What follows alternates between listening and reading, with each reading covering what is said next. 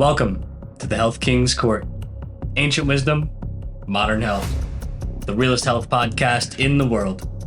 We're here to have the conversations you need to hear to live a healthier, more fulfilled life. Physical health, mental health, emotional health, spiritual health, and everything in between. We've been disconnected from what is real and what is good, and far too many people are suffering. But it doesn't have to be this way. On this show, we're shining light where it's darkest, exposing the lies fed to us by mainstream institutions, and finding truth as best we can. It's time to break the cycles of unhealthiness that have trapped society for far too long and set humanity free. Change happens from the ground up, starting with people just like me and just like you, opening our minds and healing our souls. There's plenty to talk about, so it's time for today's episode.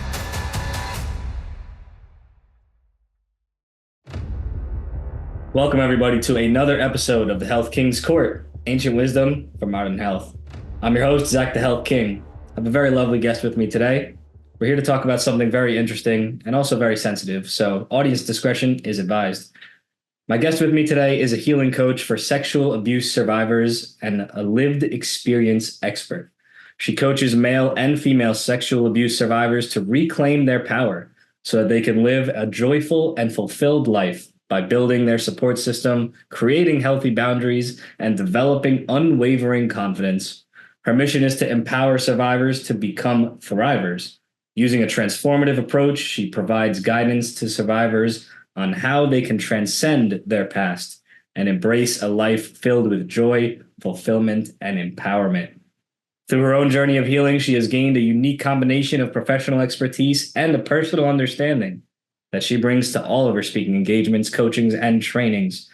As a healing coach, she has dedicated her career to assisting survivors in breaking free from the chains of trauma and uncovering their inner strength and resilience. She's here to empower survivors struggling with feeling confident and worthy, to feel powerful and create the life that they envision. So it's time to regain control of how we want to live so that our trauma doesn't have control over us. So I welcome Danielle Shea to the show. Danielle, welcome. Zach, thank you so much. I'm so happy to be here and just be having this conversation with you. In our very first conversation, it just was like, it felt right. The flow was good. The way that you approach podcasting is very similar to the way that I approach it. And so I loved how that conversation went, and I can't wait to see where we go and get into today. Awesome. Well, I'm certainly looking forward to it, and I know this is going to be a good time. I certainly hope that the audience thinks so. I think they shall. So let's start off by figuring out why we're here today. And so a question for you is, why are you in this area of work? Out of all the things that we could do in life, why get into this strange and traumatic and hard and difficult subject matter? Why is this what you've dedicated at least this portion of your life to? Yeah, that's such a good question. And I love the way that you phrased it of like, we can literally do anything, right? I'm constantly telling my friends or even my clients, like, there's so many ways to make money. Like, there's so many ways to do things. If you're unhappy, like, we have choices. So yeah, my kind of journey for how I got here is very unique and wobbly, and it's not a straight line whatsoever. My first job, I was a dance teacher.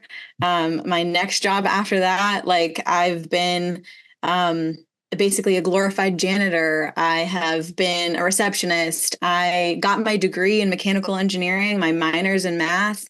I've worked in nanotech. I've worked in explosives. I've worked in pharmaceuticals. I've done consulting. My very first business was in STEM education and, helping young girls in underprivileged communities learn about STEM so then they had better opportunities. And now here I am doing this, and it's very, very different. And so how I came here was 2020, the world shuts down, and my first business, I decide I can pivot this, but if I pivot it, am I going to hate it? And ultimately the answer was yes. And I decided to close my business. It wasn't something that I needed to close, but it was something that I needed it to be over and just close that chapter. And so I decided to do that. I went back into engineering and just was kind of sitting, waiting for ideas to come, like getting other things in order. And then in 2022, 2021, maybe, I took a course on how to become a speaker. And in that, I didn't know what I was going to do. I didn't know what was going to happen. And I just got this download that said, it's time to tell your story. And my immediate reaction was, hell no. No, ma'am. No, sir. This is not what we're doing. We are not about that. Because I had made a promise to myself that there were certain people in my life who I didn't want to have this burden that they knew that someone that they loved, that this had happened to them. And so it kind of was, those people were no longer here, or at least no longer able to like recognize the fact that, this was happening to someone that they loved, or that this had happened to someone that they loved. And so I was like, okay. And I just sat with it and held that feeling and that fear and looked past it and created Danielle Shea, which now I'm helping people all over the world, become thrivers and transition from survivor to thriver. And I did that. And all of my programs are created from things that I had to do in my own deep healing, and the things that needed to happen even when I was out of that my deep healing, and in the, like, okay, now we're in the thriving mentality. And so with that, got a whole bunch of different certifications just to make sure that I wasn't crazy talking to people about things, that these things actually worked for, a scientifically backed reason. And yeah, that's a very long, kind of convoluted way of how we got here. Yeah, and then there's a lot to unpack even there. And so working kind of reverse chronologically, what was the business that you were running that you said you shut down to kind of start doing this other stuff? Was that in the mechanical engineering STEM field? Was that another Yeah. healing practice? What was that?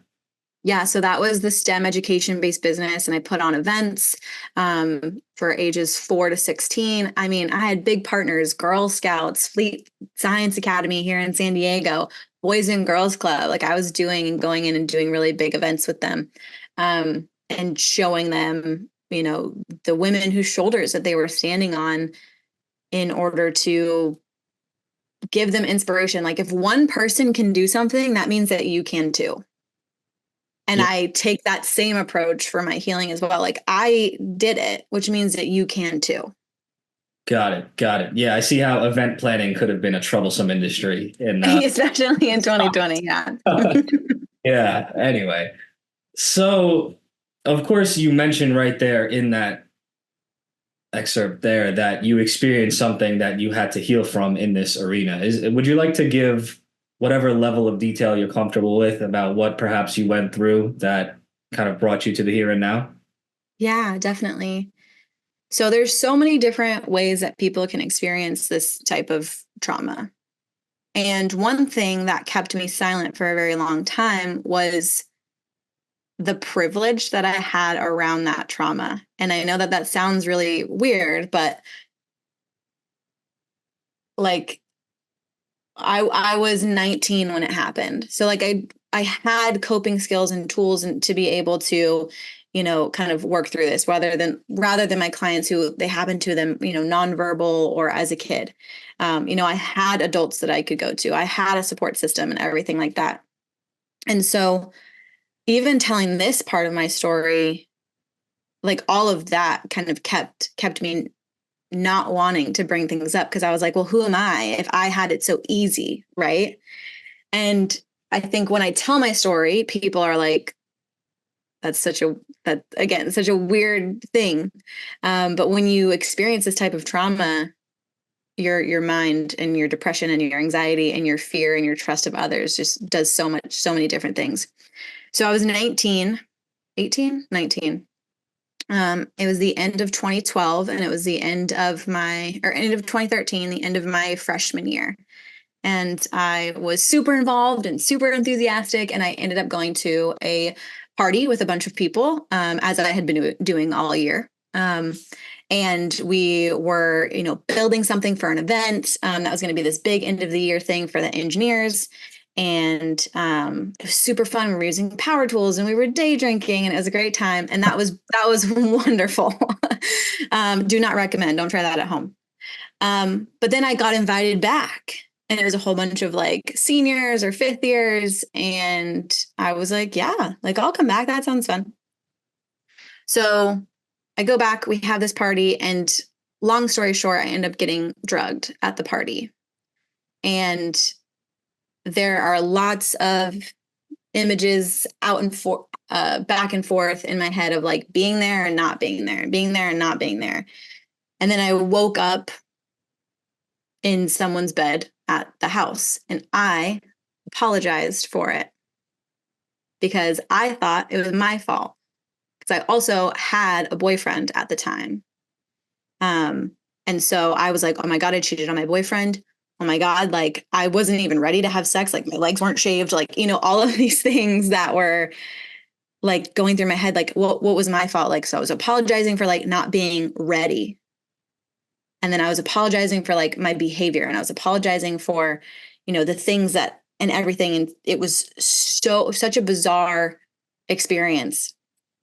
And I just kind of sat with that guilt and that shame of being like, what the hell did I just do? And it took other people, me telling this story to other people, for them to be like, Danielle, that was not consensual. Like, Danielle, you would not have cheated on your boyfriend. Like, that is not a characteristic that you have. This is not something that you would have done. And it took family and friends of friends to be like, look, dude, you were raped. Like, this was not consensual. You did not agree to this. And then from that, I was able to kind of go back in the story and realize, oh, I was drugged, and oh, there was like manipulation that was leading me up until this point. But the thing that I really want to highlight right there is that if you're listening to this and this is something that's happened to you and you have apologized for it because you thought it was your fault, like that right there, like that thinking is not wrong. Like, you're not wrong for thinking that way, because like here I am as a coach who teaches some people how to reclaim their power. And that is the exact mindset that I was in. Like, it must have been me. Right? Because who could do that? Who could do something like that? It must have been me. Yeah, there's certainly a spectrum of responsibility and blame and fault. And, there's an interesting dichotomy that happens in people's heads. On one end of the spectrum, they entirely victimize or feel like a victim of circumstances. And on another hand, they'll end up extremely blaming themselves in every capacity. Mm-hmm. And it's perhaps sometimes truth is like somewhere in the middle. It's like we can understand what led up to where and what positions we exposed ourselves to and who we were with, but then also someone did a awful thing and imposed upon you, and so the conversation gets so muddied because it's such an emotional hotbed often of kind of thinking it has to be one extreme or the other, where you're saying perhaps either one can be correct or not correct. And like there's healthiness in either of those kind of constructs of accepting responsibility and also being a victim. Like they're not even mutually exclusive, are they? So I want to talk about that because I think that's super important. And this is where I think people get things confused. If this happened to you, that is not your fault. I don't care what you were wearing. I don't care what you were doing. None of it. That's not your fault. However, it is your responsibility to heal. It is your responsibility to get help, to ask questions, to tell your story. It is your responsibility to do the things to make sure that you get help. Alcohol, not an excuse. What you're wearing, not an excuse. Drug, substance abuse, not an excuse for you being in these situations. And I also say that as someone who literally like after this had happened and I found out like what had happened to me, sought ways to destroy myself. Drinking and drugs and having sex with a whole bunch of different people and being out late at night when I shouldn't be, even in foreign countries, and like doing things and hanging out with people that I should not have been hanging out with because I was like, well, I don't care what happens to me. So who else does? And also, like, yes, I was putting myself in horrible situations after the fact. And if it had happened again to me, I still wouldn't have been my fault. Right? Like, unless like I was now the one instigating like different sexual relationships and things like that. And but still asking for consent, like, can I kiss you? Can I do this? And making sure that the other person was also on board. Because I think where the water gets muddied, like you were saying before, is like, yeah, not necessarily like one person or the other. And also, if you have a gun and you shoot someone, whose fault is it? The person who pulls the trigger. There might be a whole bunch of different things that go up in front of that, right? But there's still a crime that's being committed. And I think that's where we also draw the line. It was like, oh, like I was just like kind of trying to have sex. It's like, no, like you committed a crime. Right. And I think that we have to understand the heaviness of that too. But also to your point, it's your responsibility to heal. It's your responsibility to get help. It's your responsibility to try to not put yourself in those situations, right? But when it first happened and the subsequent abuses that happened as well to me, I wasn't purposely putting myself in those situations. There was a point in my life where then I started to do that. But when they happened, that wasn't what the case was. Does that make sense? Yeah, it's hard to even put words to these kinds of things because words are sometimes very concrete and more concrete than emotionality and consciousness and subconscious and unconsciousness. So as we navigate this, it's, let's just do the best we can to Yeah. try and put it into words even. And so Aren't we all? Yeah. how can someone know? Now, again, this is just me trying to figure things out. I've never been in a certain scenario. How can someone know that they were specifically drugged versus having the effects of alcohol on themselves? Like, what is, you know what I mean? How can someone differentiate if they're in this type of scenario? I am not a chemist, and I am not an investigator, and so for me, like, I react very differently than most people do to different substances. Like I don't smoke marijuana because I hallucinate when I smoke marijuana, which is not a typical experience that people have. And yes, I knew where the sources were coming from. I had very educated, drug-oriented friends in college. And so, um, so yeah, so there's different things. Like your body reacts to things differently, right? Same can be true for, I'm trying to think of a drug that's like for birth control. Same can be said for birth control, right? Like some people bloat, some people get acne, some people nothing happens to them. Some people are raging nightmares. Like it all depends on the way that your body chemistry works. And I'm saying that as being someone who has been all of those things. And so, yeah, I think that's a really interesting question. And I think it's, how does your body react? Like, I think that one of the ways that we can tell, is like, did you have a hangover the next day? Like, maybe not. Maybe there was something else that caused that. Were you hallucinating and you don't normally? Like, I think there's questions that you can ask yourself of like, how is this situation different than my normal situations? Yeah.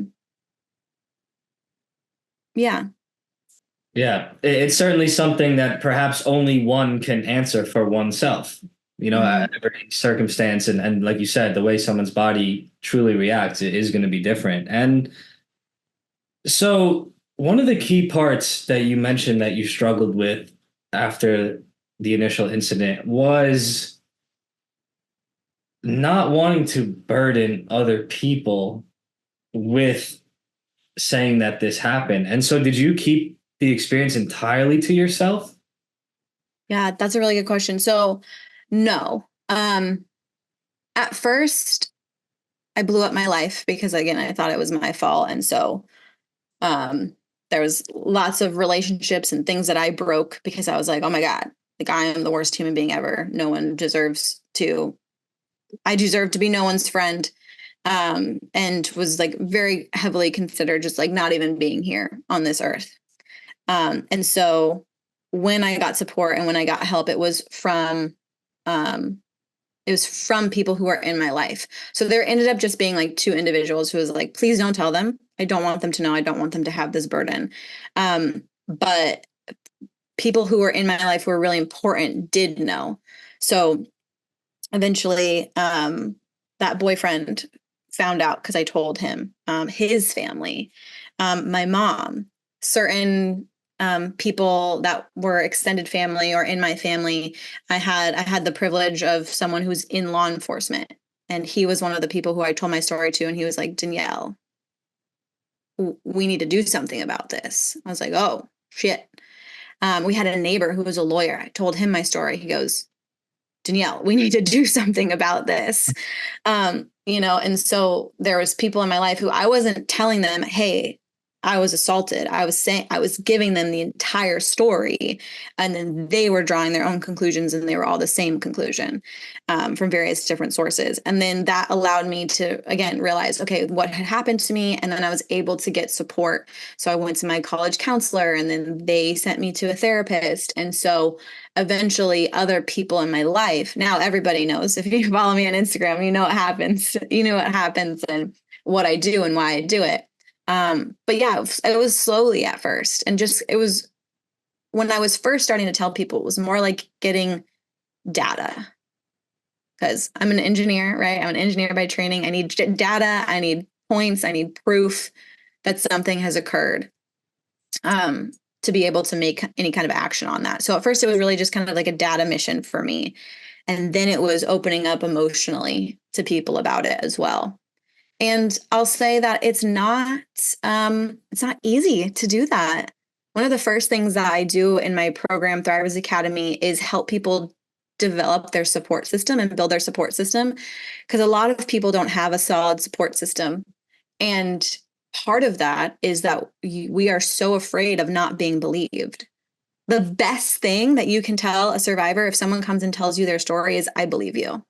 First things out of your mouth, I believe you.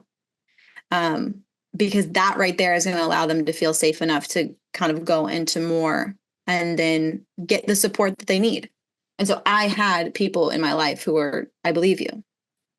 I had people in my life telling me, do you believe yourself? Like you need help, in the most loving way. And so yeah, to answer your question, like I sought out the people, and then I created boundaries around who had privilege to my story. Who was I going to tell? And that's why for years I kept it just with people like within my sphere. Or if other survivors came to me, I'd always be like, we always find each other. And then we would be able to kind of heal together through that. And it wasn't until I started this business that I was like, okay, I guess the whole world gets to know now. Yeah, But right there, like it's creating boundaries, like what makes you feel safe and who makes you feel safe enough to tell your story. And that's true for anything, right? Not even just trauma.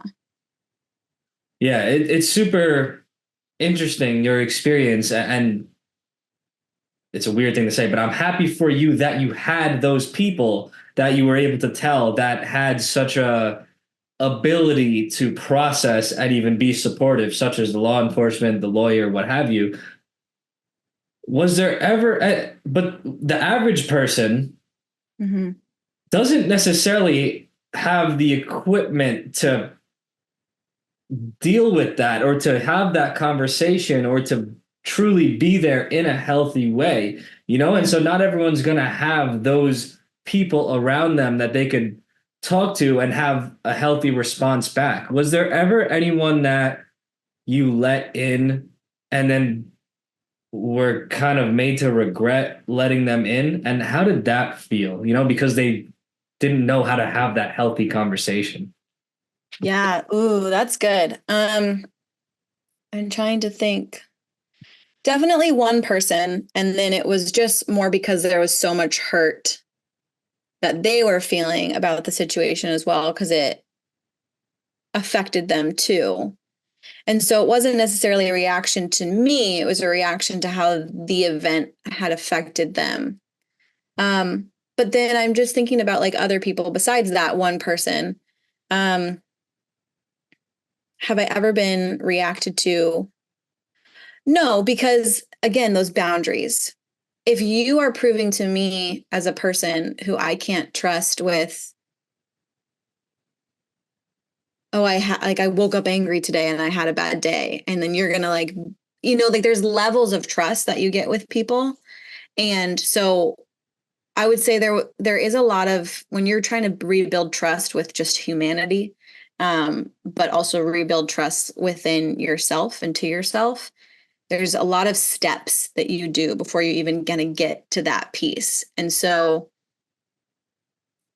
for me, there was just a lot of boundaries and things placed based off of my perception and understanding of my relationship with that person. And so, like I said before, not everyone was privileged with my story. And still, not everyone knows every little detail. Even on podcasts, I share different pieces that might resonate, based off of the conversation that we're going to have. So, in a sense, it was more just how can I sidestep someone not believing me, because my assumption is that they're not going to, based off of my current interactions with them.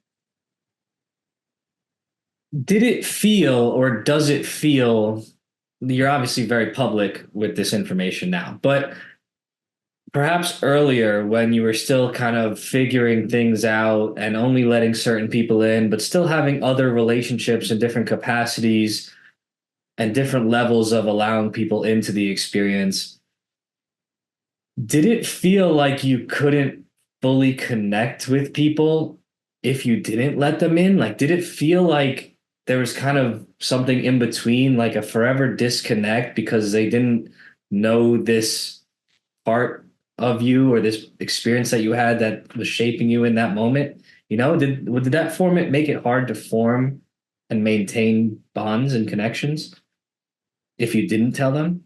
Yeah, I think that's super interesting perspective. I'm a very open book by default. I'm very trustworthy by default. It has been me in the butt a few times, but yeah. So there aren't a lot of things that I don't tell people. But then again, there's this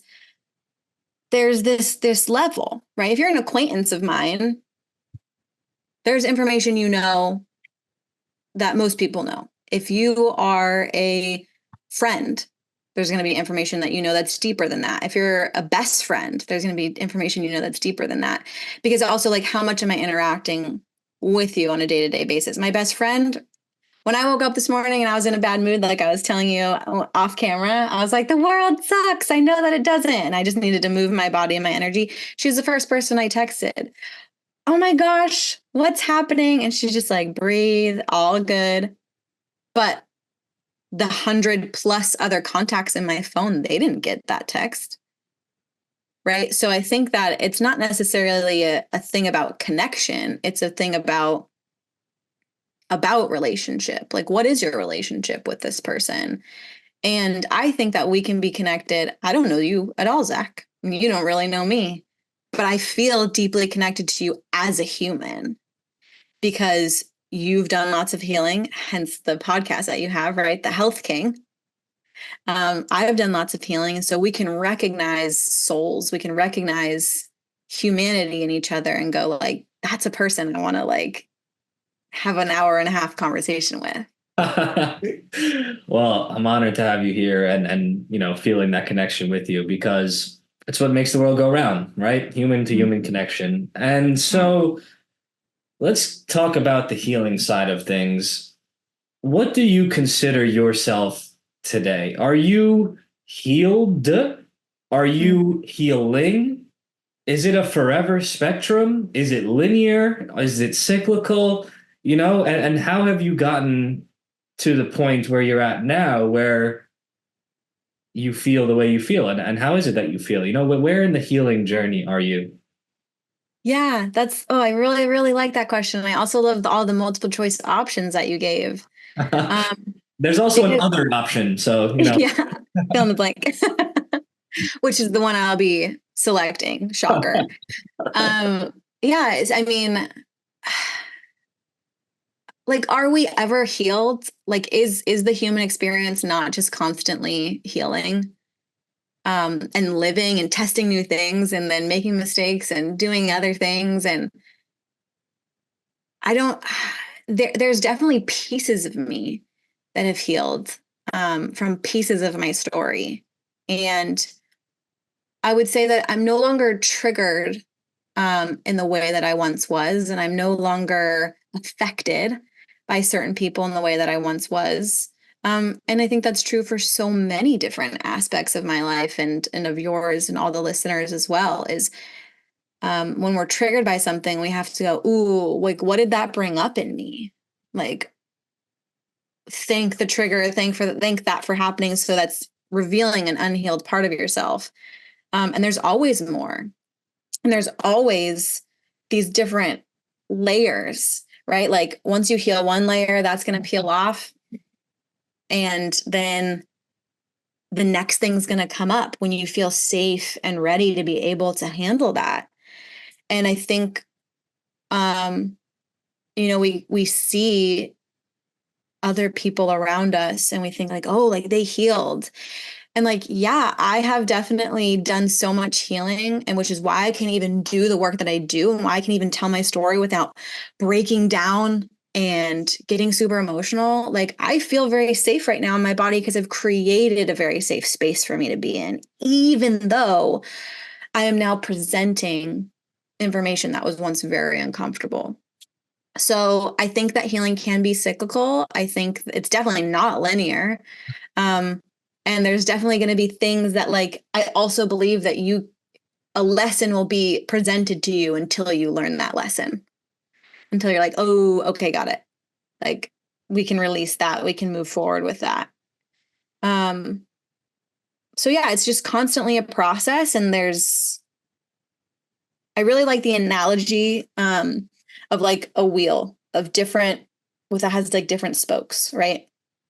And if each spoke is like a character trait of you, like your confidence and your, linguistics and your intelligence, and some spokes are longer than others based off of the work that you've done. And then we're all just constantly trying to elongate the spokes until we have a nice circular wheel that's going to roll beautifully. But then we always keep growing, always keep expanding, because once you know more, you know that you need to know more. Yeah, it's kind of like video games, or for anyone that's Mhm. played them, when you build a character and you just like to have the different attribute bars. And I always said life would be, I think the technology we should be working on 2024 should be projecting bars above our heads like holograms for like hunger and like emotionality and like sleep. Gosh, yeah. Like if you ever played The Sims, they each character has a bar and you could visually see when one is kind of needing work and attend to that. That's what we need in 2024, not all these stupid glasses. But anyway, Yeah. And I think that right there, like, are we all even connected to our own bar? Like, we all have one. I recently got a smartwatch, and I was like making dinner and it buzzed at me and it was like, your stress levels are through the roof right now. And I was like, really? I is don't feel. And then I noticed the tension in my body and I went, oh, yeah. Okay. Deep breath. Like, that was super a nice reminder for me. But also, like, why did I need a piece of technology to do that? Why am I so distracted right now in this moment that I'm not like fully back and connected, right? And I think we all go through phases of that. But I also think that when we experience trauma and we don't process that in any kind of way, then we're very disconnected from our bodies, from our minds, from our souls. And so we can't recognize when our bar is low. Yeah, yeah, definitely. And it's an interesting conversation about the modern technology. It's like perhaps it has its use cases and it could be helpful, but perhaps it also allows us to not develop the abilities within because we're relying on the external. But perhaps Yeah. some people can use the external reminder to then develop the connection to the internal. It's a very nuanced topic. Mm-hmm. But I'm very curious because a lot of people that experience traumas, they never make it so much into the healing side of things. Yeah. What allowed you, or I don't want to say allow as in a passive thing that was done upon you, like it allowed you, but kind of, what was the difference perhaps for someone like yourself that was able to at least embark on the healing journey and start to do that work, whereas some people struggle to even get started there? Yeah. And before even answering that, I just want to say something that might make others listening to this who heard that and was like, whoa, he's talking exactly to me right now. Is I am often the first person that many of my clients have ever told their story to. Like, people come into my DMs and they're like, thank you for this post. And then they'll just like start telling me their story.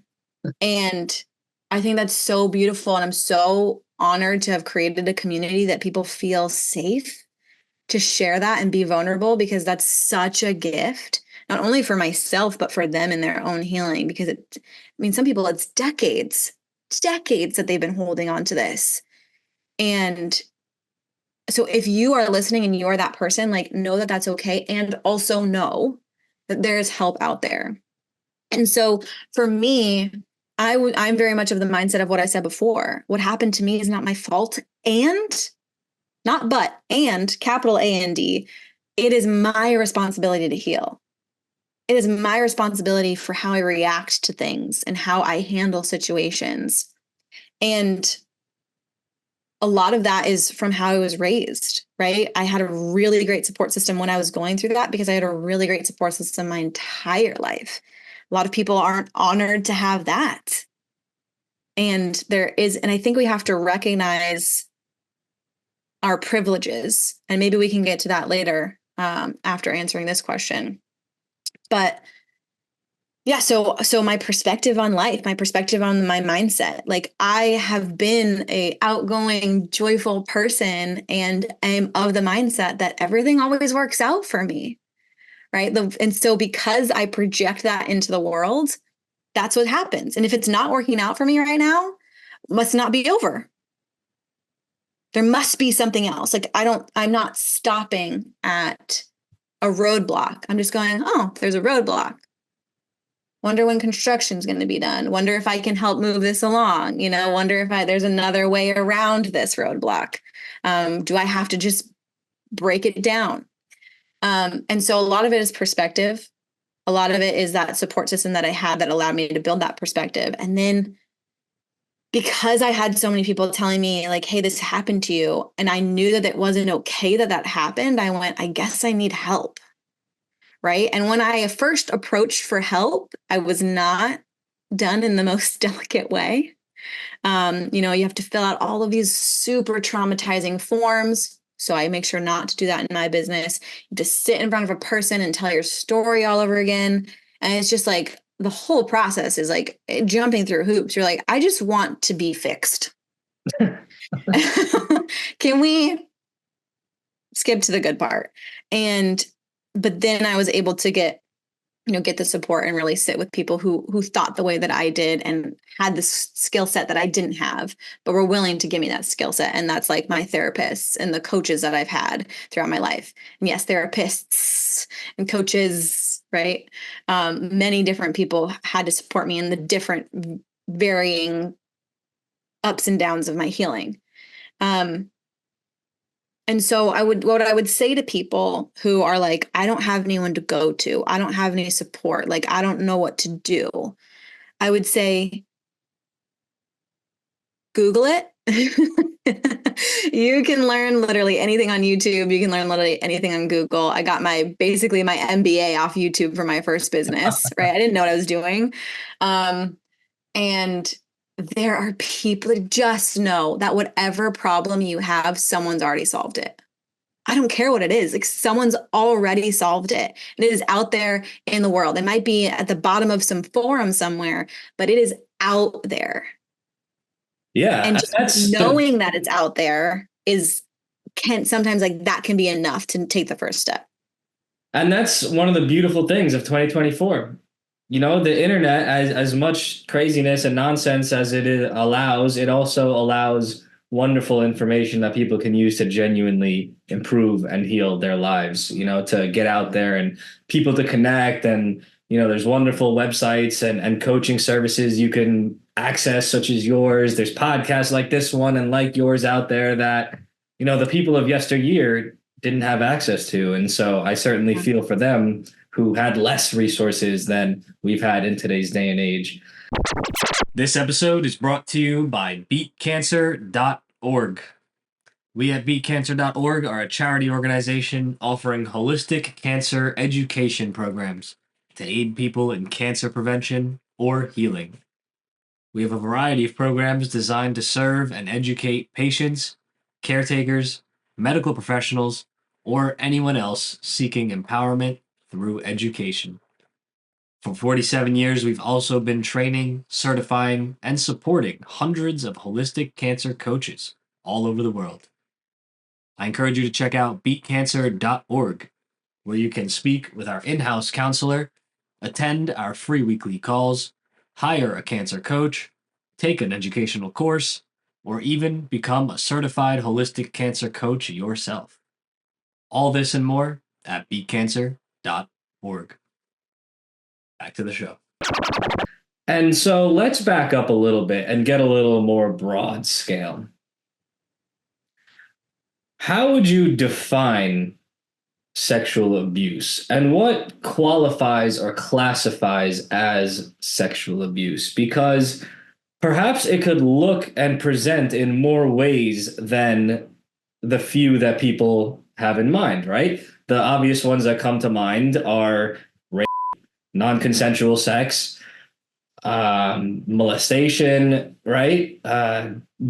Is there other ways that sexual abuse can present and things that can be experienced that would fall under that category? And I might have to bleep out the one word I said for the algorithms, but and I said that earlier as well. So, yeah, the algorithms get angry with that. And it's also a very triggering word. So completely understandable.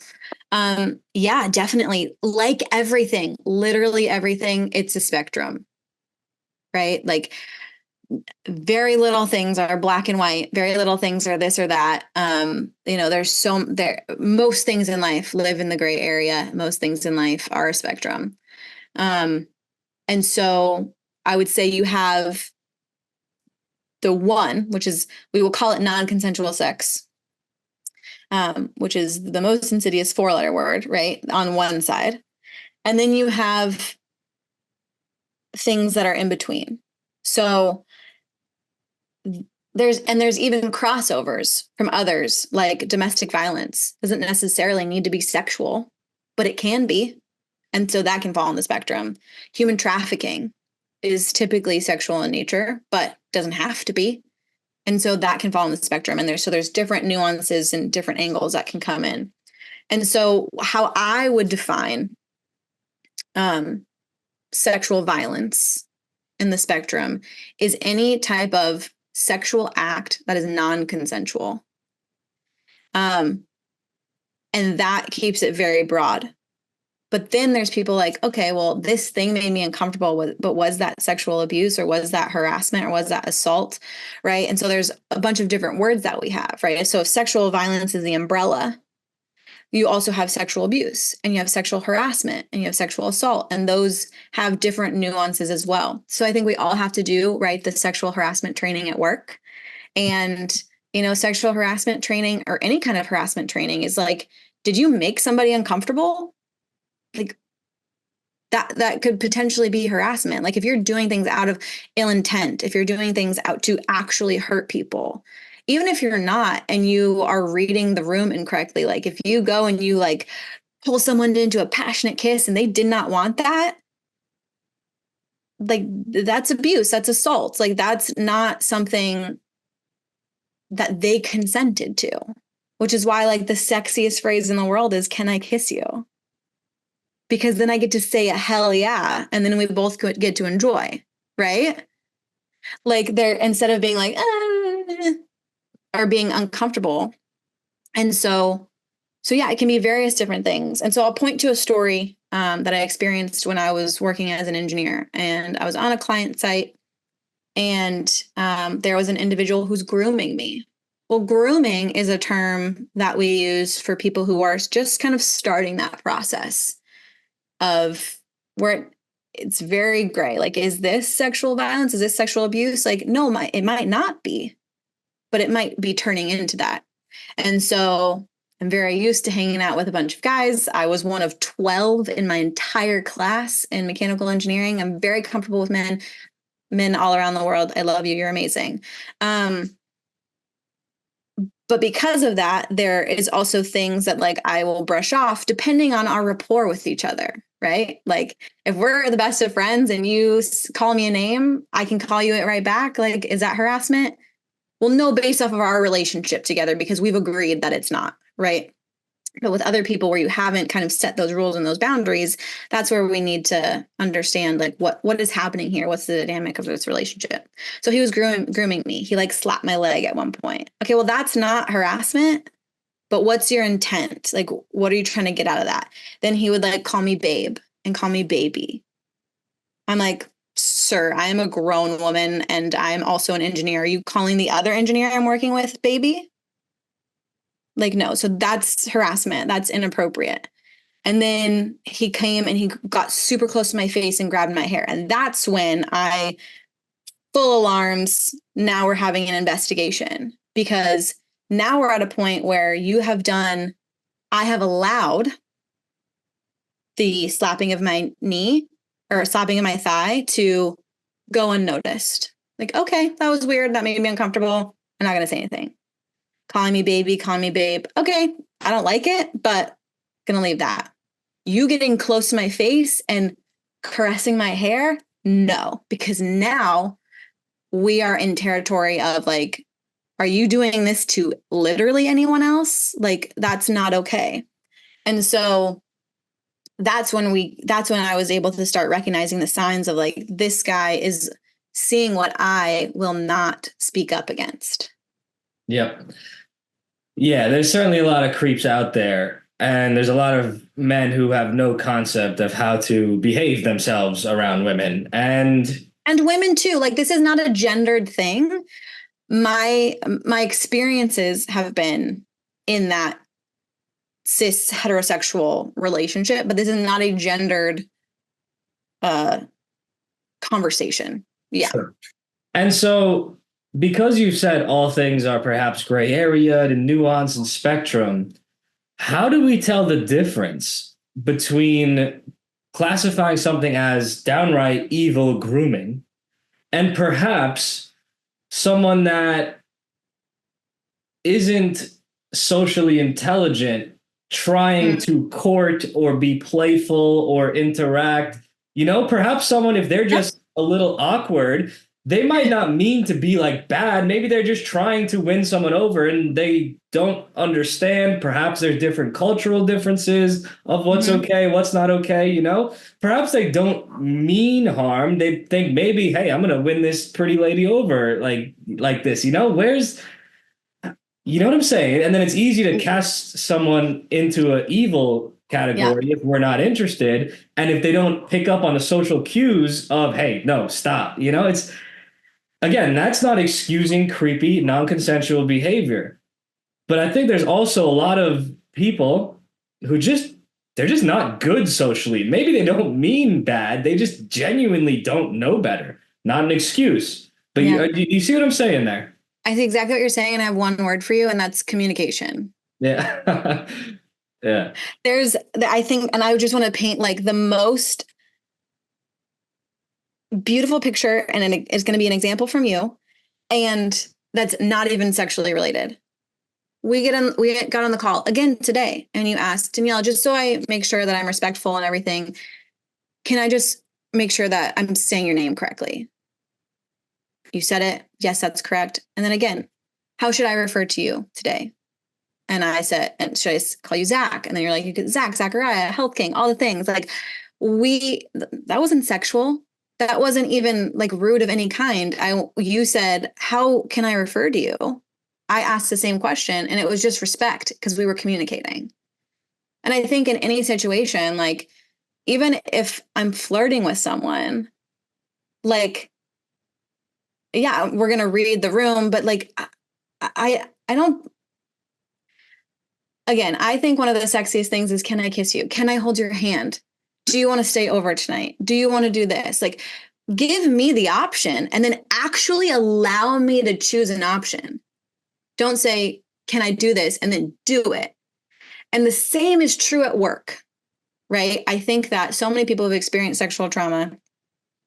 There's a lack of consent culture in the workforce, and consent does not have to be just sexually. Consent is, can I call you this name? Is this what you're called?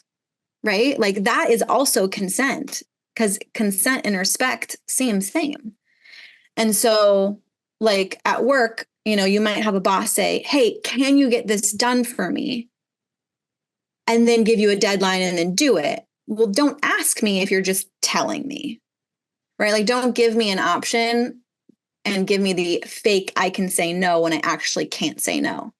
And that also happens in sexual context as well. Like, don't tell me I can say no if I actually can't. And so many people won't say no because they're fearing for their lives, or there is, some kind of power dynamic that could put them in a worse situation. But the lack of a no does not mean a yes.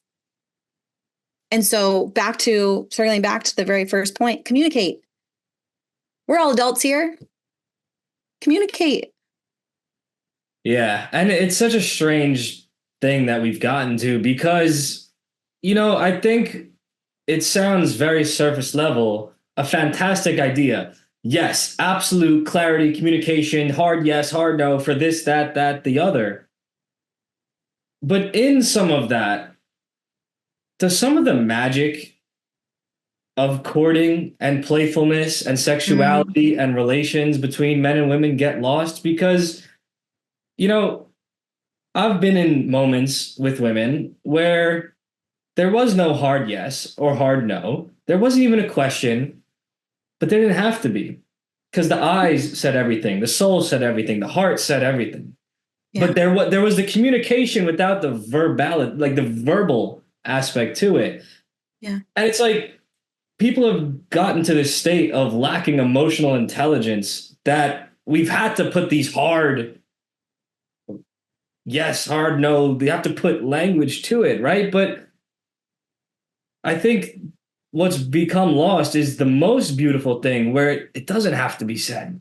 Like I want to recognize those moments too, and that is a very real thing. And if we kind of put these hard structures on something that isn't a hard experience, that is the beauty of romantic courting and kind of that dance of is this going to happen? Is it not? But like we both kind of want it. It's like the tension and yeah, that kind of would ruin a lot of moments that I could think of in life. It's like, oh yeah.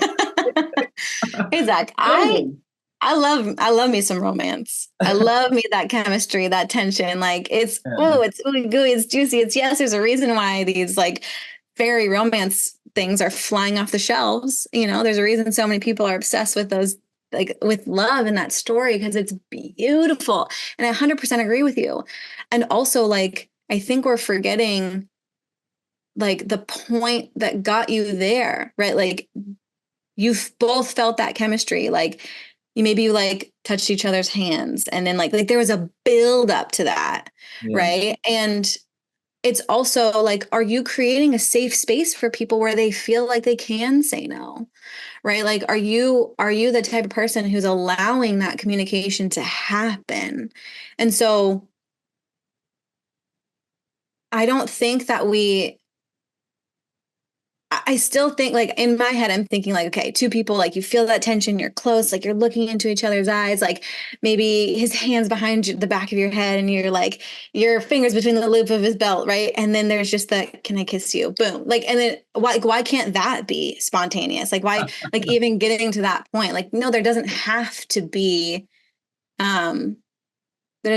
to be that. And look, like, I'm not a love coach. Like, my clients, like, we're not even there yet. I'm a self-love. I'm a confidence building. How can you trust yourself so you can now trust somebody else again? And so there's someone who might be like in tantra and like doing things and from a very different perspective. And I think all of their points are probably very valid. And I think that it also depends on the conversation. Like, if you're someone who's never experienced this trauma and you're with someone who's never experienced this trauma, I don't think a lot of this conversation is pertinent. But Fair. Yeah. yeah, That's a good point. That's a good point because perhaps to someone who has experienced non-consensual sexual acts of any nature, they would be more desiring that hmm hard giving a yes or hard, being asked a question because they're more sensitive and kind of have had that trust and those barriers break before.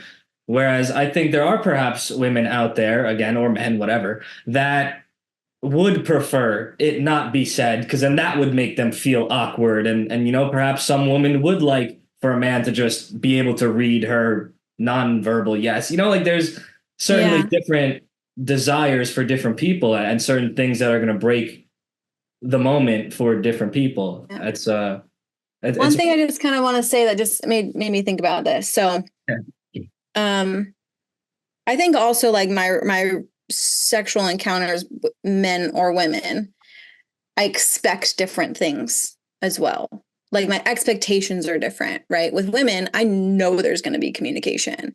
I know she's going to ask me what I like. I know she's going to ask me what I want. I know she's going to, this pressure, this different. Like, I know that those conversations are going to be happening. And so I'm already going into those experiences being like having that expectation. I don't expect her to read my mind. I don't want to read her mind. Like, I want to be told, this is what you want me to do. And I say that, but I don't have to have that conversation because I know that those things are going to happen.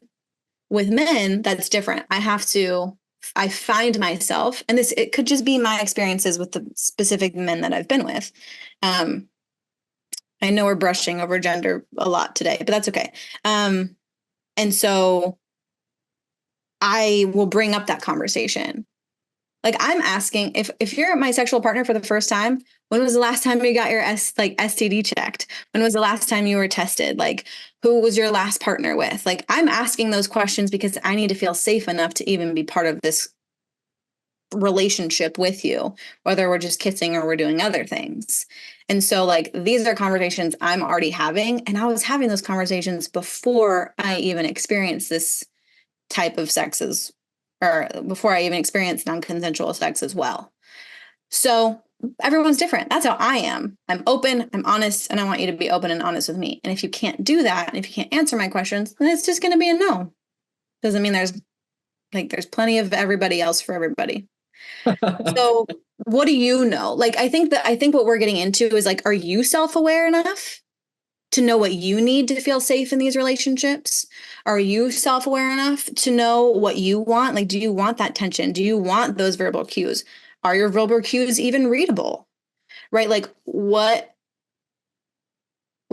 responsibility are you taking in those situationships, those relationships, just that situation in general? Yeah, definitely. Yeah. And everyone's answer to that question is absolutely going to be their own unique thing. Yep. Do you think there's a good amount of people out there that have some sort of sexual trauma within them that 1,000,000%. I don't actually that don't believe even that it realize. is. I mean, I think that it's every woman, and I think that it's definitely 70% of the men that I know. I And didn't even let you finish that question just because I knew the answer. Yeah, I do. yeah. And what kind of behaviors do you think present in people that are indicative of or stem from having experienced sexual trauma, even if they, again, don't even realize it's occurred? Mm. I think your relationship with sex says a lot. Um, and so I wouldn't say that there's necessarily like one thing. Um, because there is the I don't want to have sex, I don't want to engage in any of that at all. And then there's the hypersexuality as well. And what I was describing to you earlier was that hypersexuality. Like that's what I experienced because I said, well, if nobody cares about me, I don't care either. Might as well have a good time. And then I also have worked with people who have felt that way. And I've also worked with people who have said, I wish I could be that way. Like at least I could be going out there having a fun time, but instead, I don't even want anybody to touch my shoulder. And so yeah, it's everyone's experience is different. And by no means is the next thing that I'm gonna say asking you to go look and dig up this trauma in your life. While I believe that most people have had it, and I wish that everybody would do some trauma processing in order to heal from it, I don't want you to have to go dig up old wounds because what if they're not there? Right? Like, I think one of the biggest things that we can do as like a mental health or a therapist or a coach or whatever is try to plant things into people's heads that don't actually exist. Because we have a lot of power and influence. And so what I do with my clients is try to allow them to bring things up. And I give them tools and strategies and hold their hand as we're walking through this path. But I wasn't there and I don't know. And so just asking them questions like, well, perhaps could we do this? So that's the caveat to what I'm about to say now, which is I would just look at your relationship with sex. What what is it? And how do you feel about it? And what does that say? And it doesn't have to be, oh, because I did this. And I would also do maybe that journaling and that exercise with a trusted um, professional. So that way, if something does come up, you're in a safe space to be able to process that rather than just being like, oh shit, what's going on? And then being alone with yourself. Um, and so just kind of like looking at that relationship. And then how are you how are you in the world? And I don't think that that even needs to be something that's, sexual assault or violence related, but just tapping into that self-awareness and understanding who you are. Like, how do I show up in this world? Do I like it? What do I like about it? And just trying to understand those pieces of yourself and not even necessarily trying to uncover if this is something that has happened to you, but just trying to uncover like what are the things that would allow you to step into that joyful and fulfilled life. Yeah, absolutely. It's a lot of key points that you just hit there. It's on one hand, it's let's not go digging for things that aren't there and drive ourselves crazy and plant these things that never happened because that's a dark path itself. And a But real thing that happens, unfortunately. oh, absolutely, absolutely, absolutely something that happens because our imagination is powerful, right? And Yeah. our mind can play tricks on ourselves and we convince ourselves of things and can make them real, then manifest the symptoms. Yeah. But then it's like on the flip side, if someone does have something to unpack, well, one, that could also be a very dark path. But on the other side of that is healing and beauty if you are able to, or when you are able to overcome it. And it's really interesting. I definitely agree with you that there are a lot more people that have been sexually traumatized that Yes. don't realize. And I think it's responsible, unfortunately, for a lot of the chaos that people experience in their lives. And I'll speak from a man's standpoint and speak to my fellow men. Unfortunately, we have one key thing that a lot of us are subjected to. And fortunately, we do have one clear indicator of it. Any man can look down and see if he has been knife raped when he was an infant and come to understand that that itself is a sexual trauma that presents and manifests in a horde of emotional, sexual, and physical symptoms that unfortunately most men that have been subjected to this have not contemplated because it's just kind of become their normal through their entirety of their lifetime that then plays out in their relationships with women, their sexual encounters with women, this, that, the other. For women, of course, the symptoms or physical presentation is perhaps not so much there. And it is more of an eternal, emotional, and spiritual indicator, at least, that things may have happened. And so, again, and even for men, there's other things that could have happened. And it's an individual thing for each person, but Yeah. it's worth a consideration if, especially if, like you said, your relationship with sex is in any way not healthy, whether it's over sexualization or kind of the shying away from sexualization, because both of those are responses that happen.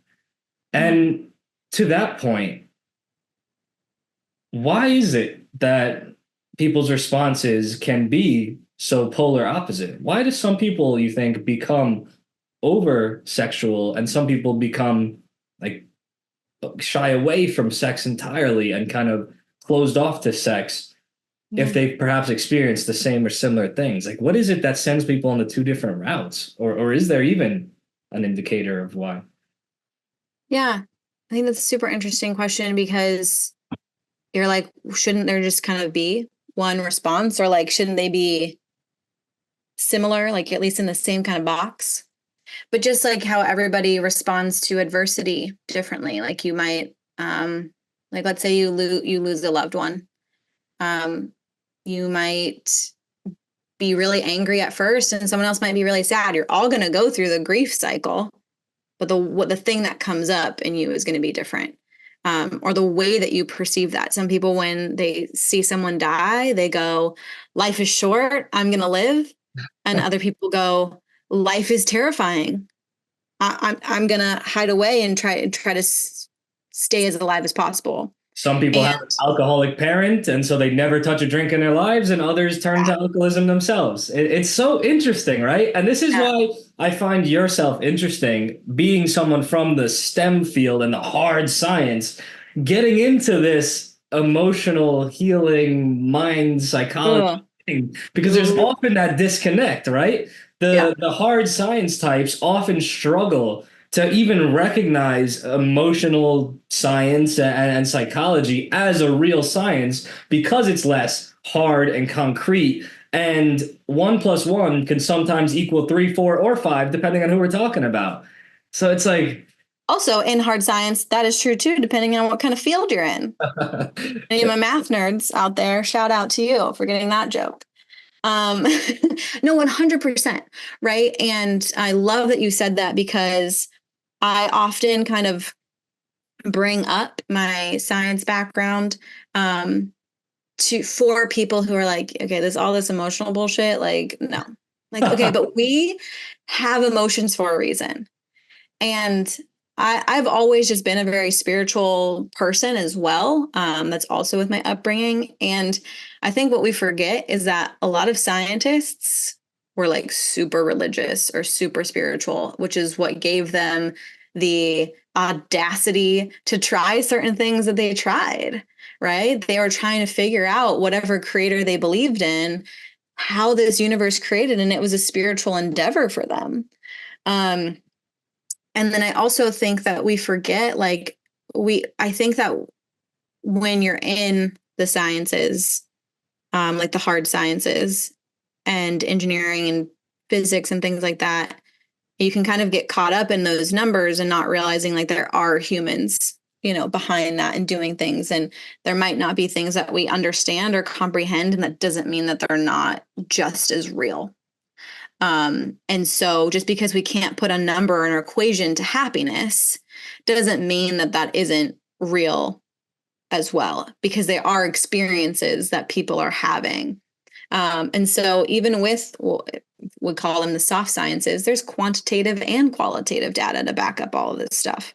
Like I do a lot of energy healing. I am into Reiki. I do chakras. We're actually just going to be launching a product for meditations and journalings all about the chakras. Because all of that is part of the human experience. And even if you don't believe, this is what I say to people who like don't believe in the chakras, even if you don't, they give you a groundwork to look at things. Like your root chakra is all about safety and security. It's basically Maslow's hierarchy of needs, right? At the base, and then getting up to self-actualization at the crown chakra. Like that's basically what it is. We're just all talking about the same thing in different ways. So like, what's the visual that's going to help you? Right? Is it Maslow's hierarchy of needs? Great. Is it chakras? Great. Is it something else? Awesome. It's all the same.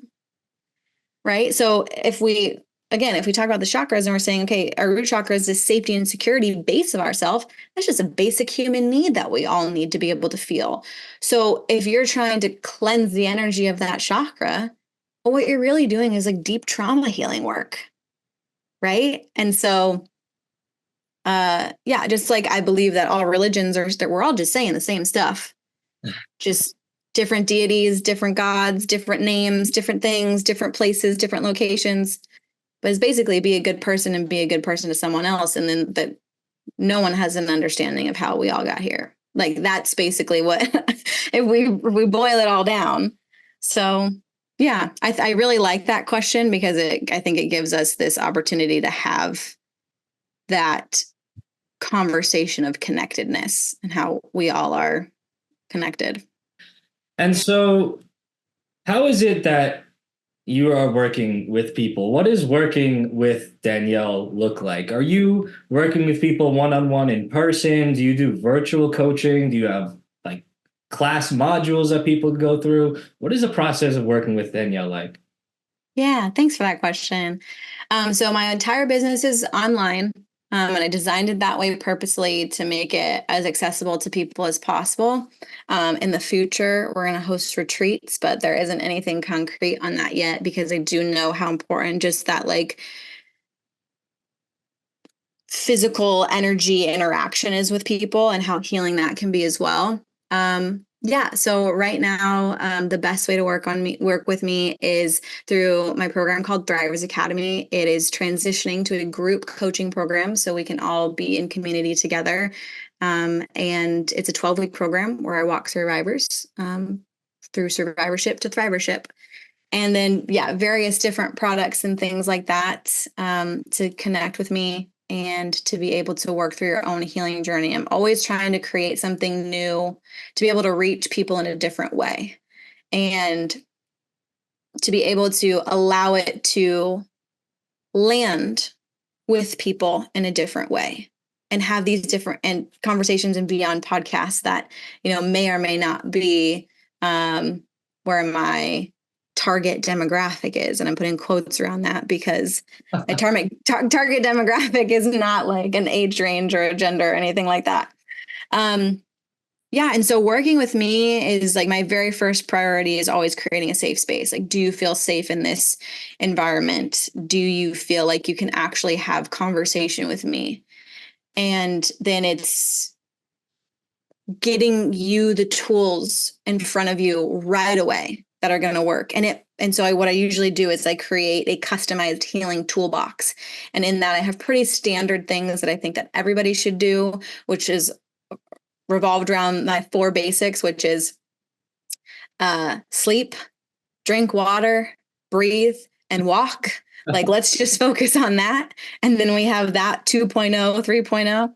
But then giving things giving people the different tools that they might need. So if they're experiencing hypersexuality, and it's something that's bringing them a lot of shame, then I might throw in some tools about that. If they have, low sexual drive and that's bringing them shame, then we're going to give you tools about that. And so starting with that basis and then working through the program on building a support system, tapping into the inner child, tapping into your mind, body, soul connection, doing somatic healing, and making healing as accessible for you as possible. Working with me I want it to be as simple as possible. Doesn't mean it's going to be easy, but the tools that we can use to change our lives are very simple. And so in that online class, are you running it like a cohort, you said? Like you're making like a community and then like a certain group of people are going through it together and like working with each other while they're working with you? Am I understanding that correct? Yeah, great question. So it's open enrollment all the time. So you can be going through the program at different times with different people. And I like to do that just because you might be ready on a Tuesday, but you weren't last Wednesday, right? And if the program started last Wednesday, well, now you have to wait another 12 weeks. So I make it open enrollment for people just to be able to join. And then what we do is you have the ability for one-on-one coaching, but then there's group coaching that we come together and we'll do a specific topic. And then there's modules that everyone can walk through to be able to say, okay, I'm on step 1. I want to work through this. And then different types of like Q&A, question and answer type forums as well. And so in these classes, you have men and women healing side by side and working together on themselves and helping each other out. Yeah. So typically I would say that most people aren't sharing necessarily their like image online. A lot of people, they do want to, they're either typing or they might be speaking or they might be submitting a question to me that then we're talking about it. But yeah, we're not at a place right now where we are separating. But also it hasn't been an issue. 100% of my clients last year were male. 100% of my clients this year have been female. So it hasn't really been an issue we've run into yet. It's been just very there's some polarizing. sort of cycle happening, it's just natural. Yeah. That's interesting.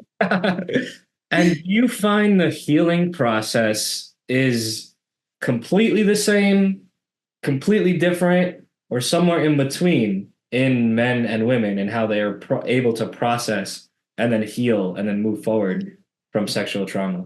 Definitely somewhere in between. There are certain things that men experience that are very different from women. And I always call it, and my male clients laugh and love when I say this, we have a lot of female privilege around this topic. And what I mean by that is that women are more likely to be believed, even though most victims and survivors are not even believed in the first place, but they're more likely to be believed. They're more likely to get the support because of that belief. And the way that society allows us to even present ourselves as survivors or thrivers in this space is very different. And so women, one of our female privileges is I am allowed to feel every single emotion except anger. Society says I can't be angry about things. I'm not allowed to feel that. That's not a safe emotion for women to feel. However, the only emotion that men are allowed to feel is anger. You're only allowed to be angry about things. Boys don't cry. Boys don't get upset. You hold it in and you lock that shit down until you burst open with all of it, right? You are only allowed to be angry at things. And so there is a little bit more, I would say, kind of emotional education in what it is that they have been feeling. And the way that shame and guilt shows up is very different as well. So, and what I mean by that kind of emotional education is that there is typically a conversation of, we go through your trauma response, right? Like, what's your typical trauma response?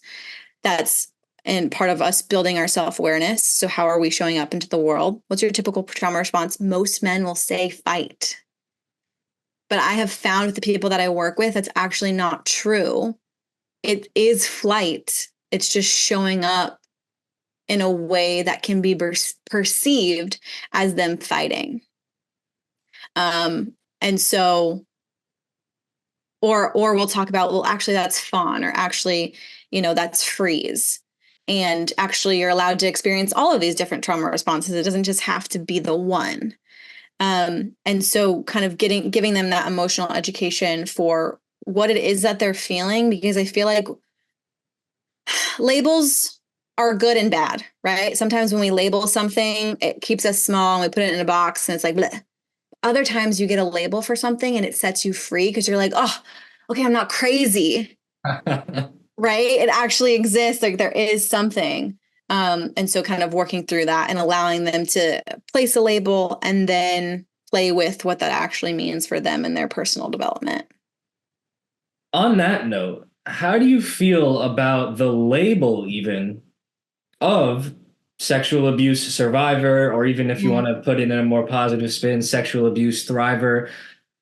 When someone is recognizing with that as a label so strongly, does that perhaps perpetuate a state of victimhood, or even just a state of trauma, or just like making it a key part of their persona and personality and everything? And is that often done to a detriment, perhaps, rather than using the language of, I am a man, I am a woman, whether our name is, Susan, Sarah, Dave, whoever, that experienced this, that is a thing that happened. I am still Susan, Joe, David, whoever I am, versus describing oneself with that language. Does that make you think of anything there? Is there a healthy way to label ourselves, or is that detrimental? Yes. Oh my gosh. I'm really happy that we went here because I hate the word survivor. I do. You know why I use it? Because freaking SEO and marketing. It's like, how my people know I exist. Yeah. And so I do not like that term. I really, it's not something I like to use for myself. That's why you'll see in my title that I'm a lived experienced expert, meaning I've been through it too. And I'm not labeling it as that. And in my masterclass, it's called Reclaim Your Power, 3 Pillars to Heal from Sexual Trauma. And one of the very first things I say is that my trauma is not my identity and neither is yours. I don't want my clients to be hiding behind this. That's why we're transitioning from survivor to thriver, like joyful, fulfilled life, unwavering confidence. These terms that feel maybe a little bit out of reach and inaccessible because you're like, I hate myself right now. How am I going to be joyful and fulfilled? Right. And it's because I know that healing is possible, but I also know that these labels that we are providing ourselves, they're helpful to an extent. Any tool is only helpful for as long as it's helpful and for as good as you use it. If I'm, I think this is, let's see if I can use a different analogy instead of like a hammer and a screwdriver. You're at the gym, right? And you got a squat bar and you're squatting. Well, maybe that is only helpful for you after you already have good form. So me giving you a squat bar or a bar just to squat, that's not going to be helpful for you if your form is bad and you're going to hurt yourself. You might need to go to the assisted one first, or you might need to just have dumbbells first. They're doing similar things. They're just at a different process. And so I think that for many people, identifying, hey, this happened to me. Okay, here's a label that I'm just going to wear for a little bit. So that way I can have the courage to go and ask for help and say, look, this happened to me. Here's my label. People can go, oh, thank you for that. Now we can get you support. And then you can discard that when it's no longer, when it starts to become a crutch, or when it's no longer useful, or it seems to be keeping you smaller, right? And so use the tools that are available to you only when you're ready for them and only when they are actually working for you. I think we get lots of advice for like, how should you wake up in the morning? You got to wake up at 5 and you got to do this. If you're a night owl, that's not working for you. Like, what does your body need? But also, I'm a meditation and mindfulness teacher. I don't meditate in the morning. because I fall asleep. I'm not being effective. I meditate in the afternoon because that's what works for me. But so many people will say, well, that's not how you're supposed to do it. I don't care how you're supposed to do it. What's working for you? Yeah. It's actually getting results. A lot of people get caught up in wanting a prescription and one size fits all. And a lot of people get caught up in giving prescriptions when, everyone is perhaps a little different and perhaps there's archetypes, but, different things work for different people. But I certainly enjoy the language and the framework that you just gave to using labels when we experience something negative, such as sexual abuse or any other type of thing that we have perhaps lived through or survived or are thriving in spite of. They're a tool. That's an interesting framework. And perhaps if you are in utter denial and need to come to acceptance or kind of come to comprehend and acknowledge that this happened, perhaps that label is a good tool for some people. And then it's not. And then we do have to let go of the tool once the work is done.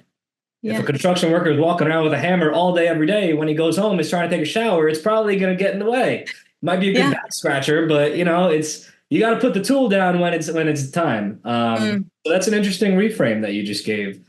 And so in these closing minutes here, please do shout out. I forget if you said specifically your websites or socials where people can find you. And if there's any particular message amongst all of the ones that we've already covered, or even an additional one that you'd really, really like for our viewers and listeners to take home with them, what would that be? Yeah. Thanks so much, Zach. I really appreciate the time that I've been able to have here with you today. So you can find me, my website is danielleshea.blog. That's DanielleShea.blog. And then you can find me on Instagram at Danielle Shea blog as well. And on there, you're going to find lots of really helpful tools and resources if this is something that you are experiencing, or if there's someone else in your life that hasn't been experiencing this as well, and you just want something to be able to provide them, or a resource like, hey, this person, might be helpful for you. If you want to just slide into my DMs and be like, I listen to Zak the Health Kings podcast, would love to hear from you. So the last closing thing that I'd like to say is really kind of wrapping up what we've been talking about, which is Zak and I can talk all day, every day till we're blue in the face about this tool or that tool or this specific concept or that specific concept. But at the end of the day, if you don't know yourself, you're not going to be able to identify what's resonating and what's not. So take the time to, when you're out there searching for advice, really ask, is this pertinent to me in my life? And that and your self-awareness is what's going to allow you to make quicker choices, better decisions, and then potentially speed up whatever recovery or trauma thing that you are trying to overcome right now. And I'm saying trauma and recovery because you're listening to this podcast for a reason. So even if it's not sexual trauma, there might be something else that's going on that you're just like, I'm sick and tired of being sick and tired. So tap into that self-awareness, and that's really going to be able to help you heal, because healing is possible. And I believe you, and I am you, and I support you.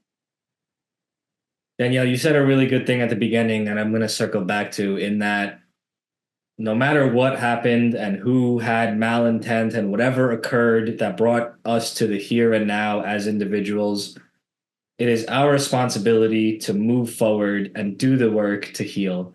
And I thank you for doing your own work in healing. I, of course, as a very empathetic person, am abundantly sorry to know that you went through the experiences that you went through.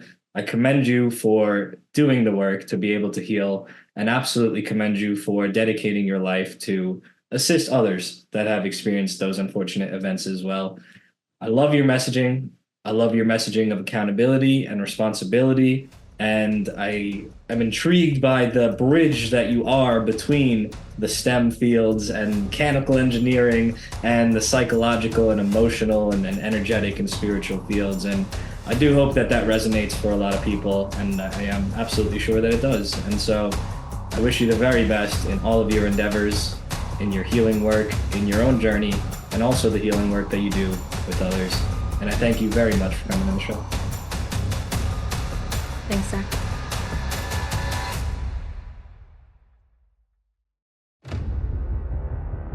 A big thank you again to Danielle for coming on the show.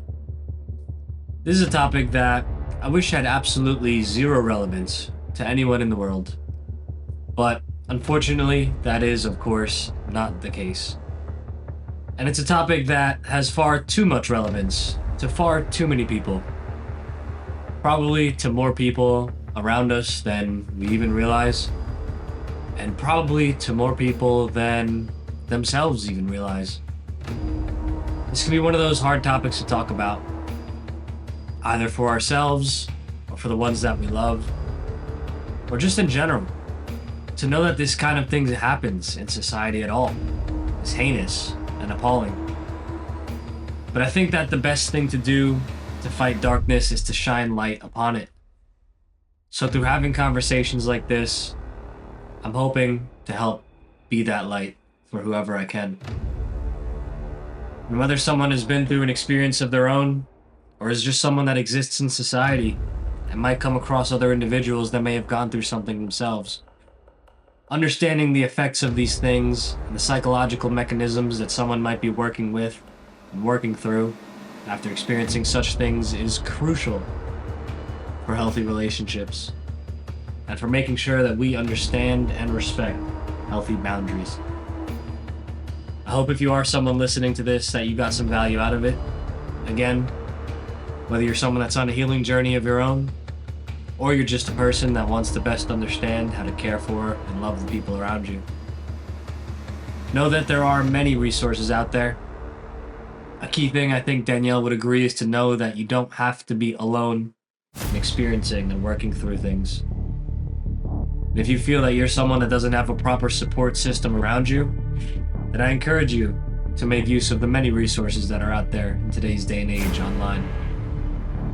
There are wonderful people like Danielle who specialize in these types of things and can offer her perspective and guidance to her programs. But even myself, though it might not be my area of absolute specialty, if you've resonated with myself through this episode and feel so called to reach out to me for whatever you're working through, I'm always happy to do what I can to help people that feel called to reach out. People often say it's hurt people that hurt people, and that's true. But it sometimes hurt people that end up hurting themselves as well. And so recognizing self-destructive trauma responses, cycles, and patterns of thoughts or behaviors that don't serve us is absolutely essential.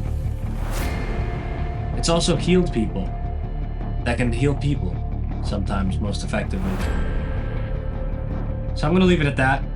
It's a very important topic. Again, thank you to Danielle for having the tough conversation. I know I challenged her with some of the questions here, and she really stepped up to the plate. Dropped a lot of helpful tips and perspectives for us. So I'm sure her programs contain a ton of other gems as well. Plenty more episodes coming your way. We're going to be covering a whole lot more important topics. Continue to have tough conversations to help you improve your health and improve your life. So make sure you're subscribed. Turn on your notifications. Be the first to know when a new episode drops. Make sure you like the video on whatever platform you're watching or listening on. I really appreciate all of the support. You're listening to the Health King's Court. Ancient wisdom, modern health.